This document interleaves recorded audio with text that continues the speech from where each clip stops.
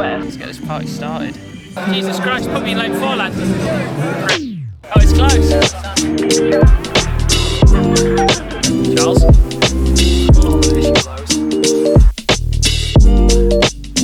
Alright, welcome back to TDP Uncensored. This is our monthly video where we basically give you an update of what we've been doing, both individually and for the channel, the direction of the channel, things that we need help with, what we want from you, where this is going. It might be something you just put your headphones in and you don't watch us on the screen. You might watch us intently and want to find out. But yeah, this is our kind of behind the brand type style episode where we basically just tell you what's been going on. So, nice. And for those TDP Uncensored loyal listeners, viewers, if you're wondering why the camera kept shutting off, I've since Googled the problem and I found nothing. So yeah. If I get up and touch the camera every now and again, it is me being useless. I can't figure it out, but it'll be fine. Yeah, so if it turns colour and does all that weird thing that graphics on the screen, it's because the camera's broken again. But yeah, little update to start off. We are now on the 11th of March. This is our March episode. Since we last recorded a TDP Uncensored, I think we basically left you on the message of basically, sod it, we're going to pay, go to Boston, try and run it indoor qualifying time. We went to Boston and did that trip. It was pretty good. That was your first time. No, you've been to Boston, but first time at BU, right? Yeah, first time as a... What did you make of it? For those that don't know, you can watch the video. I'll put a link to it. But I raced really well. Ran a 3:53 mile, which is like a 3:36-ish, 1500. Got the world indoor qualifying time. So the race went great, but the trip was actually pretty good as well, I think. Yeah. Wasn't it? I think as a athletics fan or a track and field fan in America, I've always been like skeptical of what it was about and what the space was like, but it was completely different. As I was saying to you, like it feels so much bigger. Yeah, you didn't expect it to be as big as it was, did you? And it's just such a different atmosphere to UK. Like they just let you on the infield. But obviously you're not allowed on the start line or on the track. There's no media part. There's not like you're just allowed. It's lawless basically. Yeah, it was. Yeah. It was a good experience really for the trip good. though. It was kind of really like good. We did the pre-meet at Harvard. We had like a lot of the other pro groups there doing bits and bobs. We had a good mix of like British guys and also people from far away. My coach was there, Nick. So yeah, it was a good atmosphere to be fair. And obviously you look back more fondly on these trips when they go well because you like have run well or you've got a good result or you've got a good video out of it. And luckily we got both.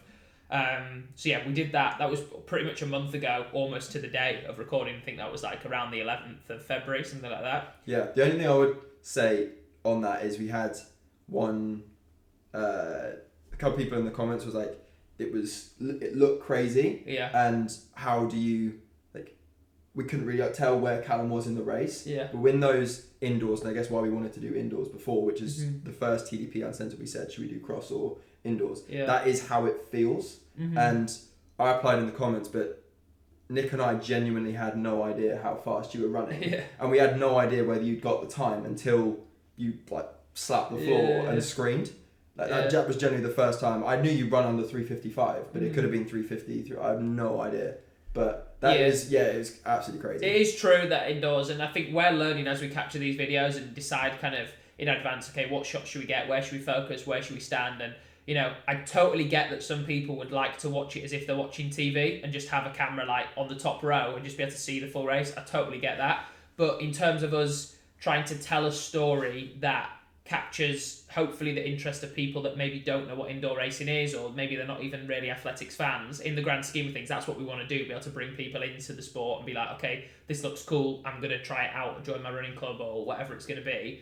I think we're trying to show more of kind of the action and the emotion rather than just, here, nothing against these videos, but here is my full race with the splits and here's a little interview afterwards type thing. So, I totally get it because sometimes I watch races and I think I didn't really understand what went on there, but that's just what we do. Not to dwell on Boston for too long, but a question that I haven't asked you yet, I don't want to ask you at the time, and obviously since it kind of doesn't really matter. People always say how is Callum so chill? I just didn't seem to get nervous. I think that's one of your biggest strengths. You were visibly more nervous than I've seen you, other than first GB vessel stuff like that. And Nick was quite surprised with how nervous you were. Why do you think that was? Do you reckon it was just the sheer investment and the scale? This is going to be fast. There's nothing tactical about a mile at BU. I think it was a mixture of a lot of things. So it was, I'd done a few indoor races, but obviously I'd been a bit ill for them, so I'd not really shown my potential. I knew I was in good shape and I knew I could run a good time, but it was the pressure of like, well, this is the only time I've really got to show it. This is the last chance I've got to get the qualifying time before British Champs the following week. So it's like the impending nature of like, if this individual race doesn't go well, there's not a second chance, you've got to do it. Yeah. Then there's also like the time and the finances of being like, well, I've spent quite a lot of money to get here and spent the time, you know, we're away for 3, 4, 5 days in order to come and do it. So I'm like, oh, I really want this to go well. And then there's the nerves of like, you're asking your body to run faster than it's ever run for a mile, ever. And think about how many miles we run. If you run 80 miles a week, you know, you're asking your body to run the fastest mile it ever has. So you have that nerves, a bit like before a hard session where you're like, bloody hell, like, at some point in this race, I'm going to find this really hard, you know? So I think it was a mixture of that. But what was good is I did control it and be like, okay, I recognise that I'm nervous. If I'm nervous, I don't try and hide it or kind of,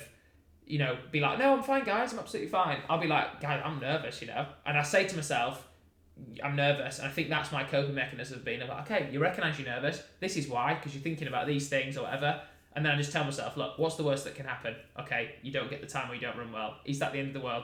Not really. Are you going to perform better if you just chill out? Yes. Okay, cool, like, crack on with it sort of thing. And the next race, actually the week later, was British Champs, and I went into that almost unfazed, I'd say, in a way. Like, I was a bit nervous, as you normally are, but I think because I'd come off the back of being like, okay, I feel really nervous, like I've never really felt before, and I've still performed and done well, I was like, okay, I can handle myself now. And then after British Champs, which I got a silver medal at, which we'll talk about in a second, when I went to World Indoors, which was just the week gone from now, about 10 days ago, even though that was the biggest race of the season, that was the least nervous I felt, because I was just like, wow, I belong here. Like, I've raced these guys, I've run similar times to these guys to be here, like, let's just do it type thing. And I think my season, both from a physical and a mental standpoint, built nicely with momentum of like good training camp, first races, a little bit shit in terms of performances and not feeling great. Next race, a little bit better, mentally also a bit more zoned in. Next one, better, and was kind of building in a good direction. Obviously now, I'm injured. You can go in the link if you want to see everything that's happened with the injury, how long I'm out, all that stuff that's happened if you've not watched it already. So it doesn't really make any difference in terms of the momentum building, but it's still really valuable experience that I can take into other races and know that I've kind of been there and done it, if you know what I mean. But just how much more relaxed you were at British Champs. We didn't put this in the video, which we'll link as well down in the description.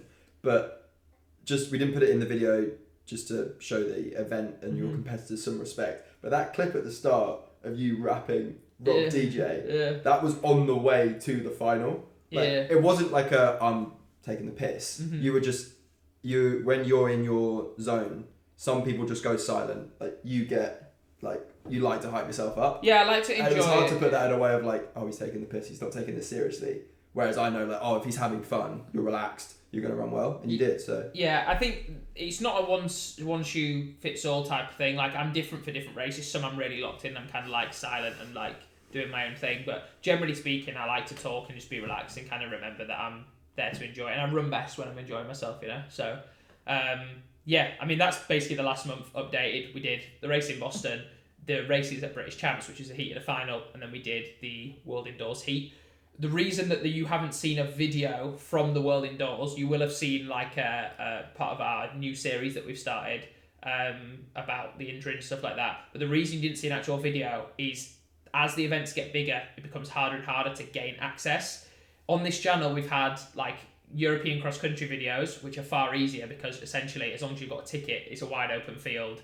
People have loads of cameras. You can just film whatever you want to an extent, not necessarily legal. Don't know if it's not illegal. It's not within the rules, you know. Yeah. What I mean? And then we've had a World Road Championships, which again, you're running on the streets. They can't just stop people like filming stuff, really. Again, probably is some rules out there that you can't do it, but we could make it work.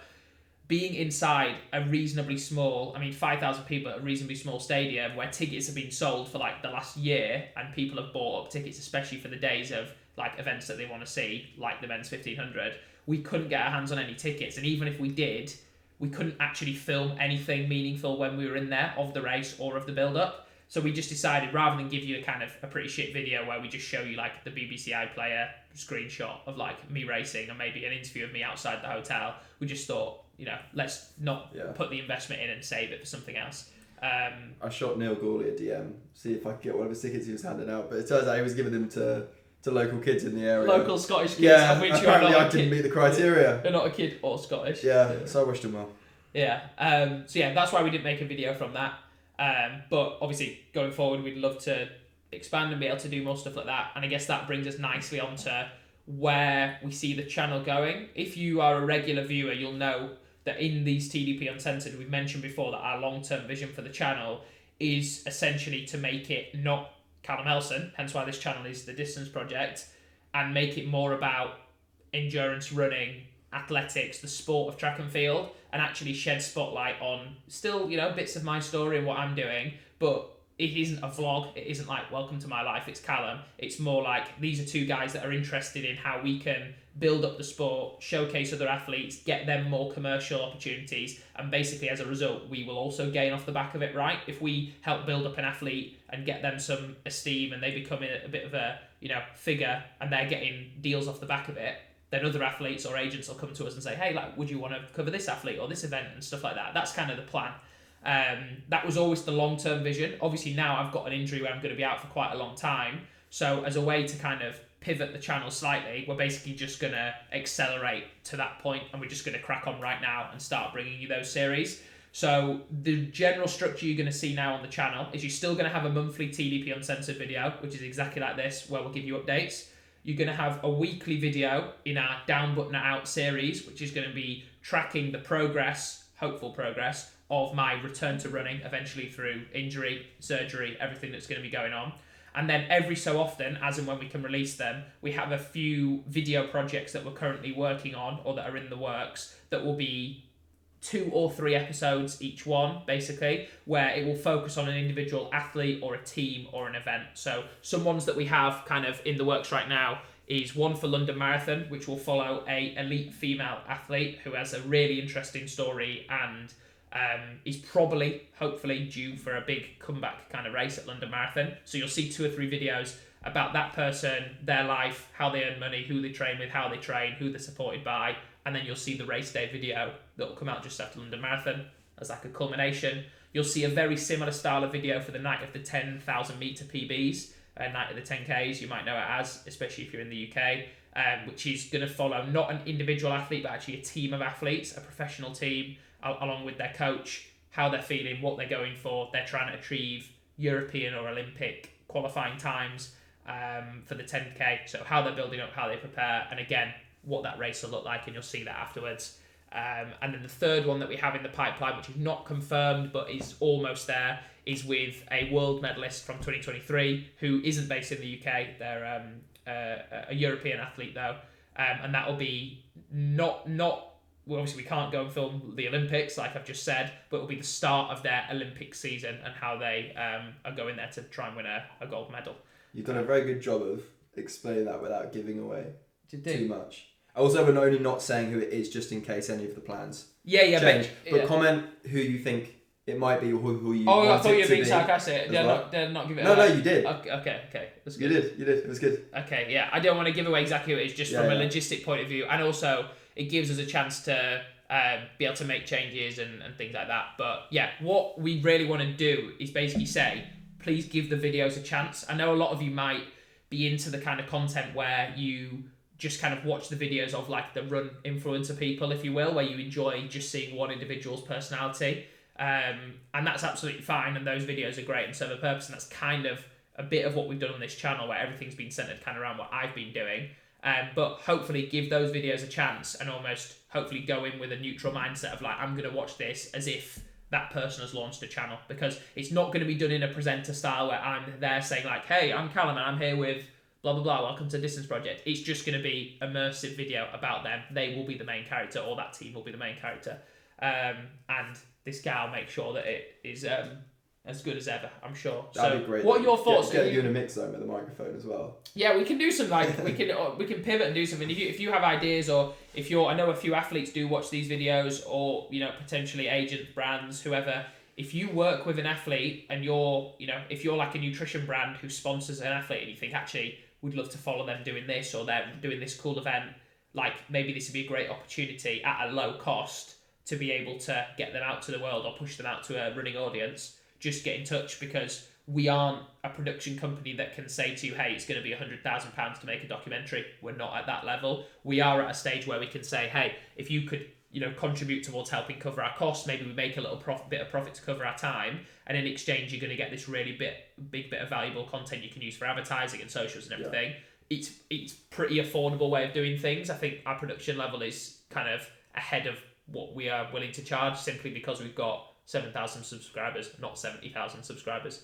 Give the videos a chance. What's your thoughts on the making that style of content? Do you think, from an honest point of view, obviously you're gonna make the content the same regardless, do you think it will do well in terms of numbers, traction, interest, or do you think we might make something that we think is really good as runners, but people might not be interested because they don't know the athlete? I think two things. First of all, we've always said it, and we're under no illusion that a huge reason why the channel and some of the videos have done really well is because it's been you've got a great social following, and also you've been on a roll. Yeah. We've capitalised on that. Anyone would. That's true. Good for us. The second thing, however, is I think we're getting better, not the best, not perfect, but getting better at definitely the athlete storytelling side of those videos. Like the Boston video is a great example.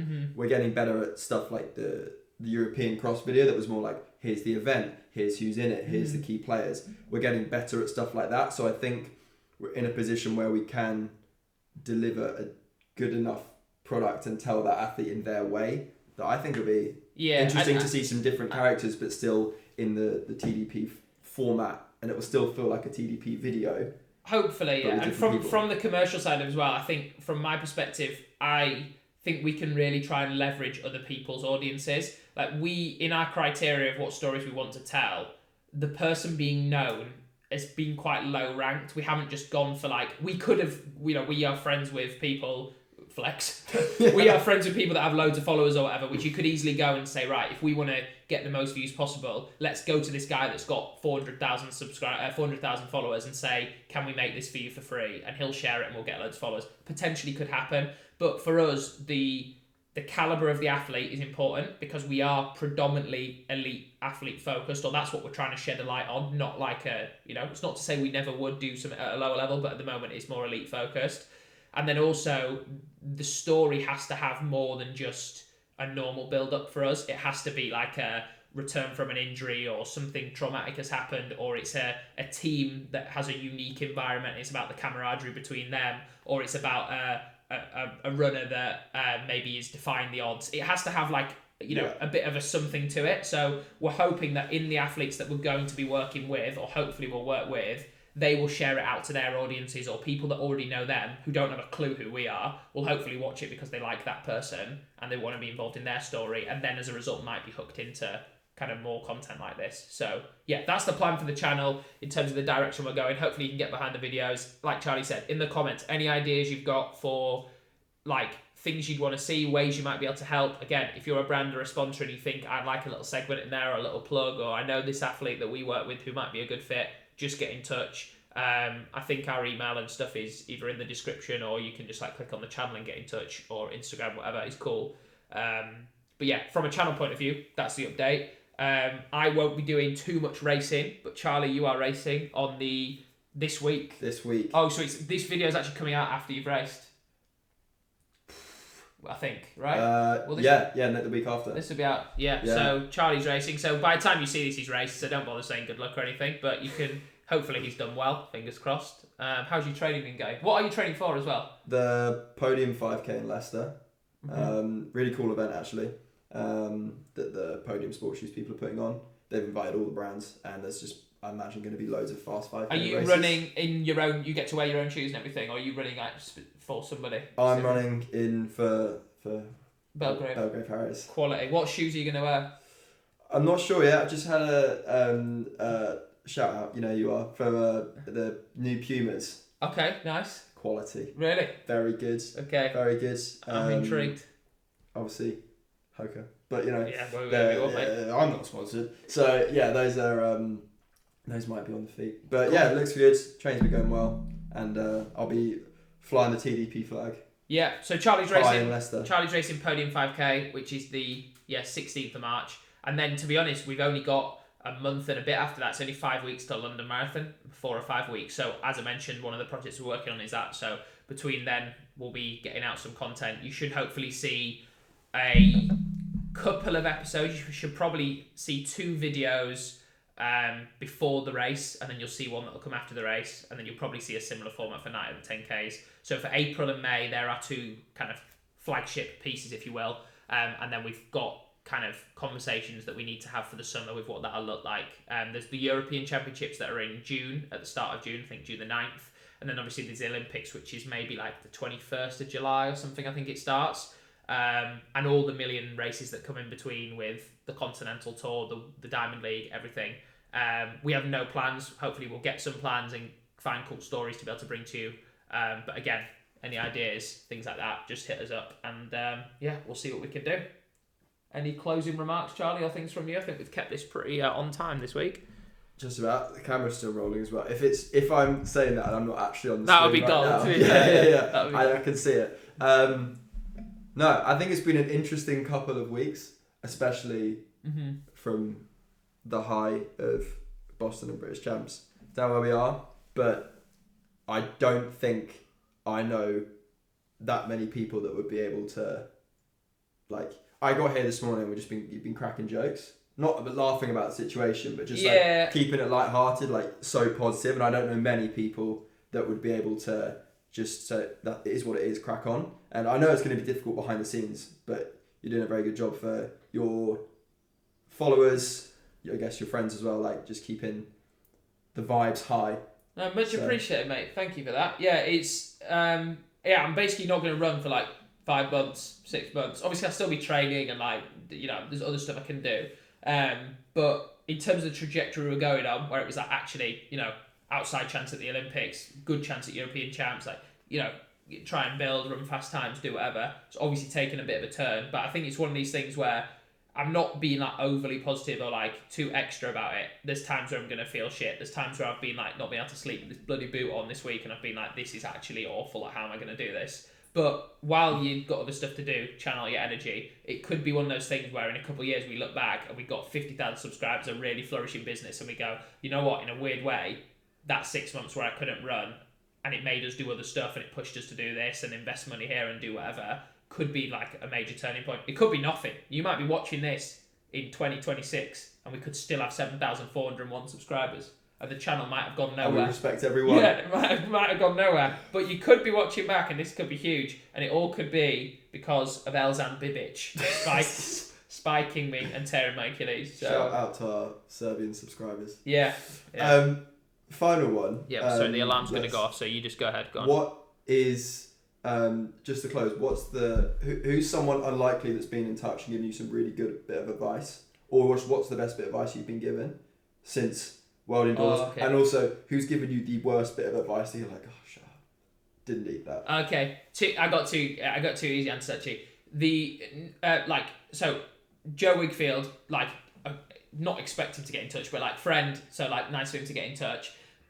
Loads of people who I didn't expect to get in touch got in touch, which is really nice of them. But Joe gave me some really good advice. He's at the top of his game now, running the best he ever has, and he's been like riddled with some pretty bad like stress fracture related injuries. And he said, nothing too deep, but he's basically, the time you've got off, make sure you use it to do stuff you can't normally do when you're training. And that is actually so true. Where I was like, normally the summer for me is like, I'm packed out doing stuff. Alice, my girlfriend, will say like, oh, should we book this for there? Or we've got this gift voucher that we need to use from Christmas. Should we book it for this weekend? And I'm like, oh, well, I could, but like, there's an off chance I could get in a 1500 in Germany that weekend, so I probably shouldn't. And like, by the time you know it, your whole summer's kind of full. So actually, I'm really making a concerted effort to say like, right, let's go and do this. You know, we've got this to use. Let's do this. Or should we book this a few days away or whatever. So that was good advice. And I think from we'll talk about this next episode of our recovery series, but we're going to talk more about diet, psychology, like weight gain, the stuff that might or might not come with injury. I think that's an important thing as well, is like not to restrict myself and be like, oh, better be on my best behaviour because I'm injured. It's like, well, actually,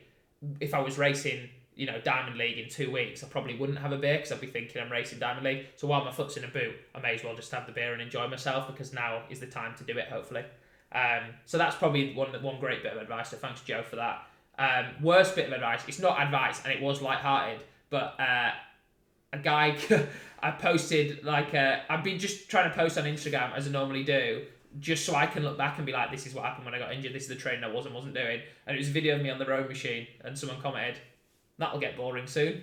And I just thought, yeah, it will, but I didn't need telling, you know? So I was like, yeah, thanks a lot, it will get boring. But yeah, here we are. There we go. Perfect time, 25 minutes, TDP Uncensored for March. We will see you in April. I'm not sure when, because London Marathon is the 21st, so probably the end of April, I'm guessing. Do you think? Something around there. Yeah, probably the end of April, so we can recap everything that's gone on. But in the meantime, please do make sure that you subscribe to the channel if you haven't. If this wasn't compelling enough as to why we need to pump the numbers up, I don't know what was. And yeah, any of our other projects, go give them a watch, share them with your friends, suggest some things in the comments. And yeah, much appreciated, guys. Charlie? Cheers. Goodbye. Thanks for watching. Thanks, guys.